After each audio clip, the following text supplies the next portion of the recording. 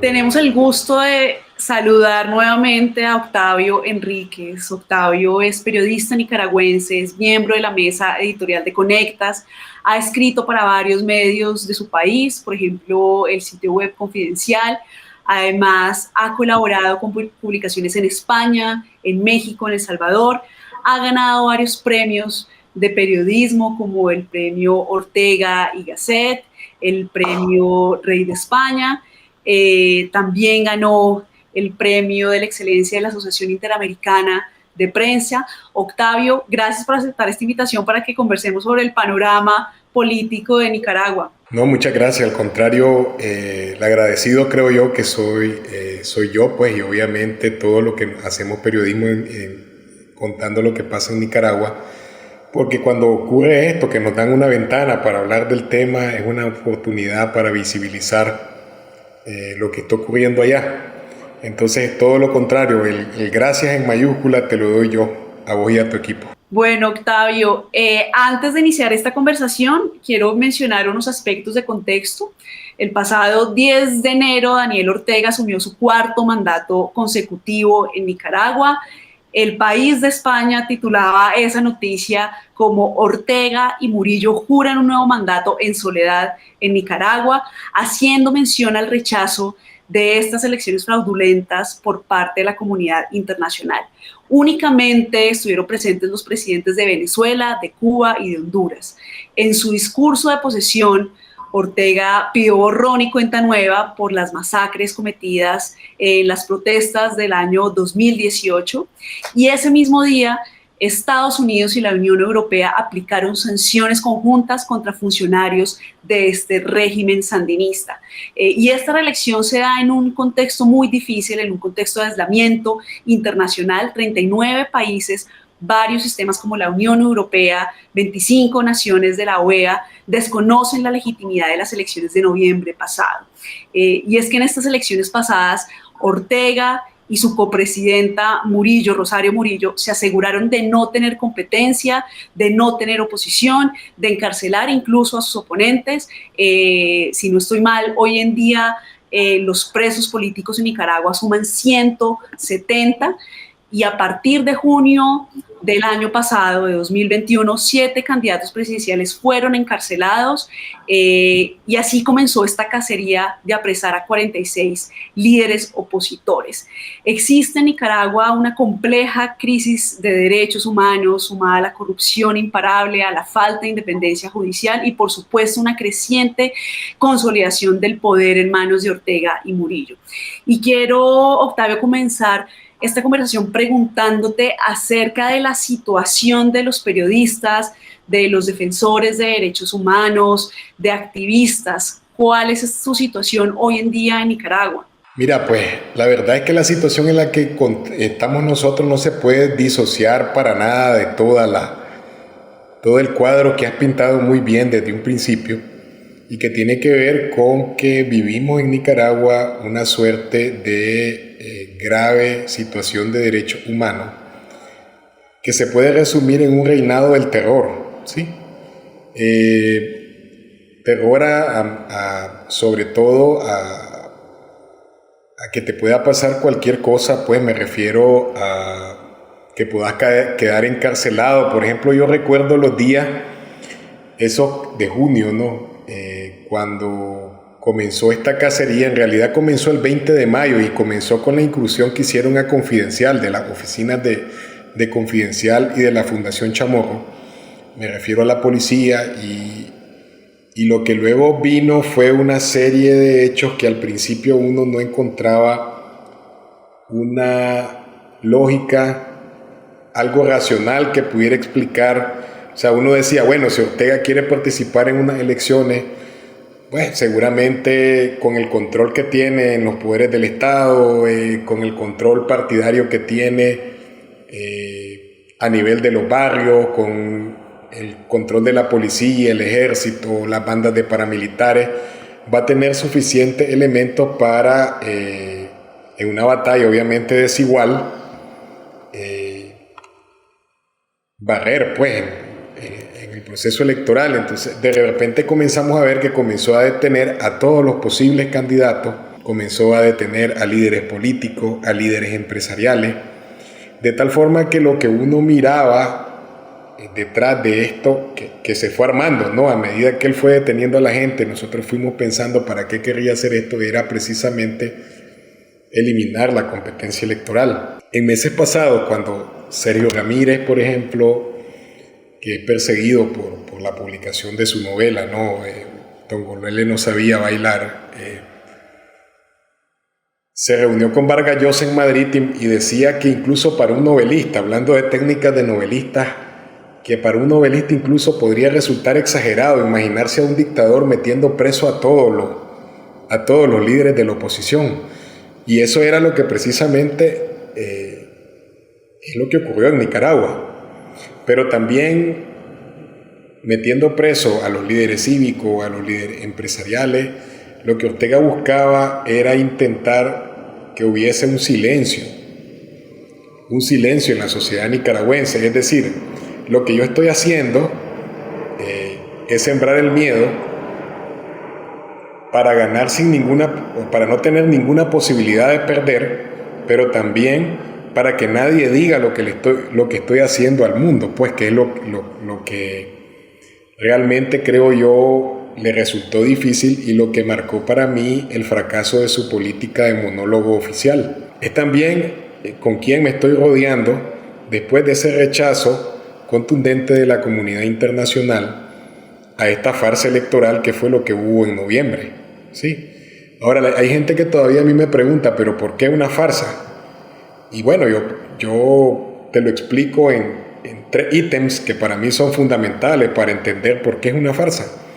En primer lugar, porque a sus competidores los echó presos. Sí, o sea, no, se quedó sin competidores porque le fabricó delitos y los metió presos. En segundo lugar, porque controlaba toditas las estructuras electorales, desde las juntas receptoras de votos hasta las principales, digamos, los principales funcionarios del poder electoral.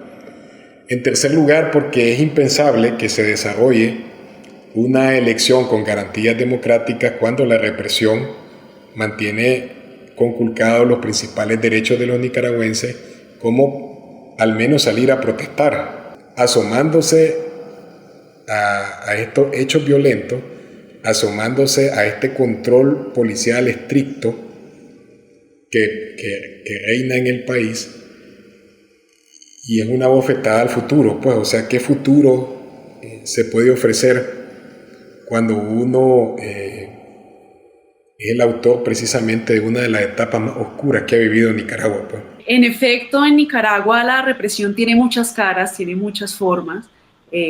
También lo has mencionado a los presos políticos y quiero que nos comentes un poco más acerca de estas detenciones arbitrarias. Las cárceles, y en especial esta cárcel del Chipote, están llenas de líderes opositores, de activistas políticos, incluso de los manifestantes que salieron a las calles en 2018. ¿Cuál es su situación? Es muy difícil incluso responderte eso. ¿Cuál es su situación? Porque la demanda de todos los familiares es una demanda llena de angustia.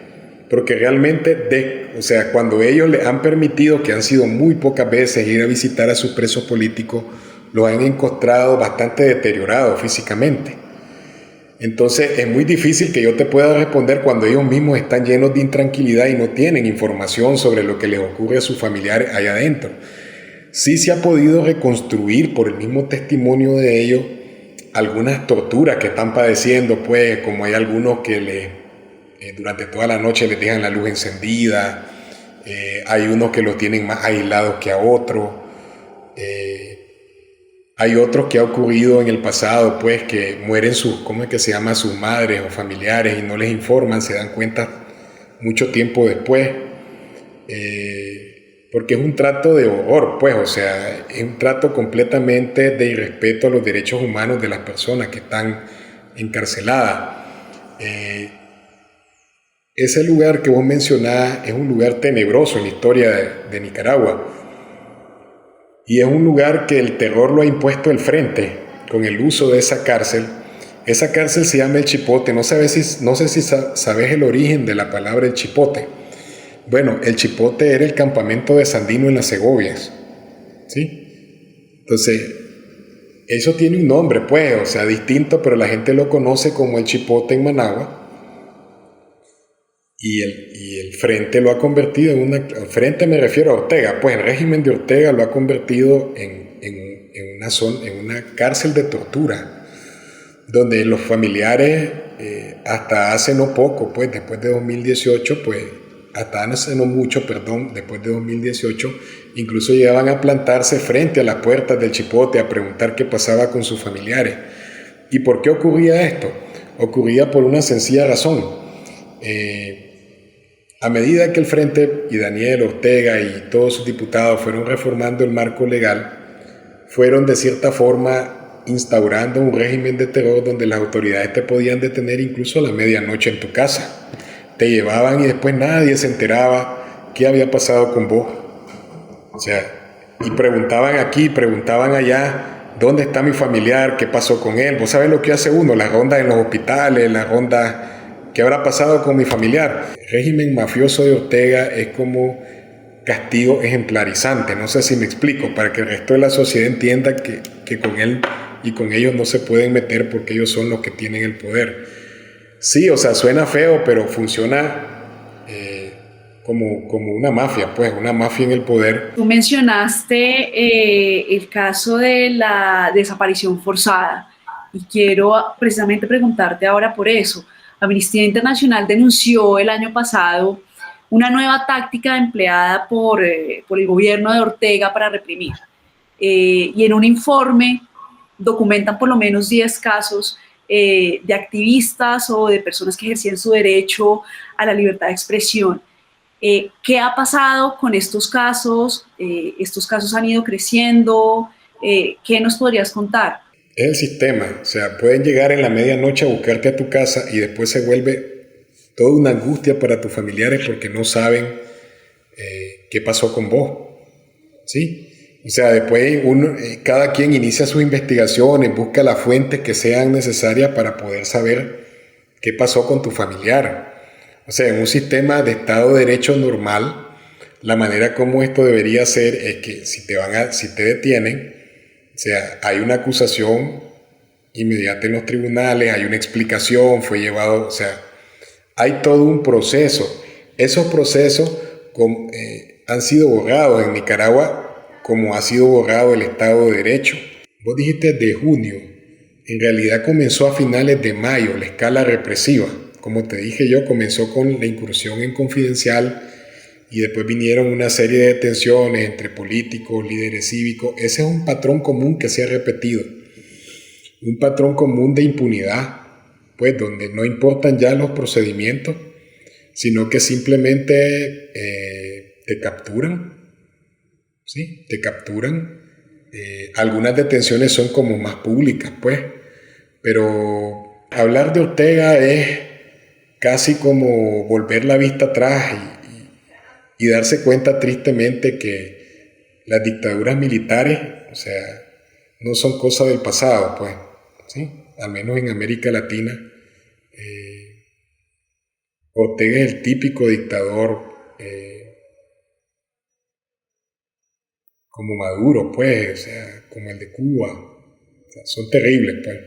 Y eso va en detrimento de los derechos humanos de los ciudadanos. Quiero cerrar con una última pregunta acerca de las sanciones. ¿Sí? Las sanciones que el pasado 10 de enero, el mismo día de la posesión presidencial, tomó la Unión Europea en contra de algunas personas relacionadas con el régimen de Ortega directamente y las mismas sanciones que por cuenta propia implementó Estados Unidos. Tengo entendido que incluso algunos militares están incluidos en ese tipo de sanciones. Y la pregunta es si estas sanciones tendrán algún efecto, si estas medidas tendrán algún efecto en este gobierno Ortega Murillo. Pues no lo sé, porque a como ha venido funcionando Ortega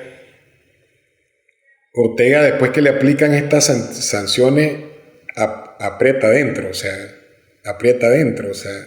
toma venganza. Lo que sí puedo decir es que le duelen mucho. Y le duelen mucho no solo porque muestran más a la comunidad internacional lo que ha hecho, sino porque son sanciones que han afectado, digamos, directamente sobre todo a la familia presidencial. Estas que vos mencionás son las últimas. Ha sido la comunidad internacional la que ha denunciado pues todo lo que ha ocurrido. Y la familia presidencial e incluso Murillo, la misma Murillo ha sido sancionada, pues. Y ellos han intentado trucar pues el discurso diciendo como que se trata de agresiones al país, cuando no son agresiones al país, son sanciones impuestas a individuos. Hay algunas instituciones como la policía que ha sido señalada de violaciones directamente de derechos humanos, funcionarios del ejército que han sido señalados de complicidad, pero ha sido por eso, pues, no ha sido al país como tal. Ahora te cuento, si vos esto se lo preguntás a alguien en Nicaragua, probablemente nadie te lo va a decir. Y la razón es muy sencilla, porque la ley de soberanía, que fue uno de los instrumentos que crearon en 2020, la ley de soberanía, precisamente, ellos la usan para castigar a los que se pronuncian sobre el tema que tiene que ver con las sanciones. Y ahí es donde han venido varias acusaciones de supuesta traición a la patria. ¿Quiénes son la patria? Ellos.